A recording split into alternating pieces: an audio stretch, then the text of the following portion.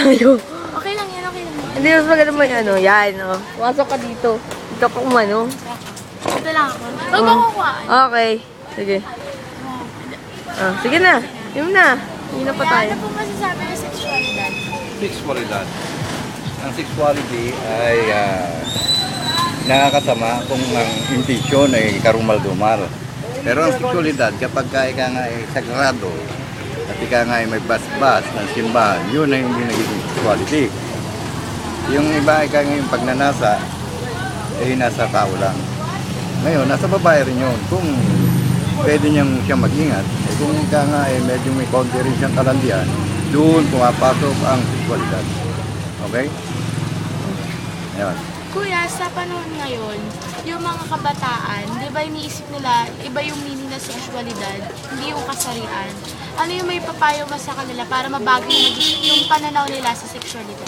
Ganito, kailangan ipopokus nila ang isang bagay na lalayo sila sa sexualidad, kagaya ng pag-aaral, kung ano-anong mga dapat pagkaabalahan upang mailayo sa isipan yung tinatawag na sexuality. Ano lang yun? Tapos po kuya, iba po, yung mga nakakaranas na mga addiction sa pornography, yung gano'n. Naniniwala po ba kayo na hindi ito nakakatulong sa pagkahubog ng isang pagkatao ng isang kabataan? Hindi, lalo kasi magiging baka maging bandang huli, maging sila, manyak na. Kaya kailangan Yung teenage pregnancy. egg pregnancy, nasa rin yun, nasa kabataan din yun. Kasi yung karamihan sa atin, karamihan sa mga kabataan na ayon sa akin rin palagay. Nung araw, wala yan eh.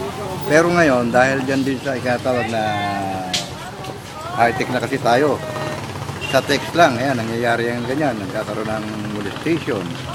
Kaya kailangan din, nasa pag-iingat yan, iba yung pag-iisip. Yun. Okay. Sa tingin mo kuya, yung batas ngayon sa Pilipinas, sapat po ba yun dating sa ganitong issue, pregnancy, pornography?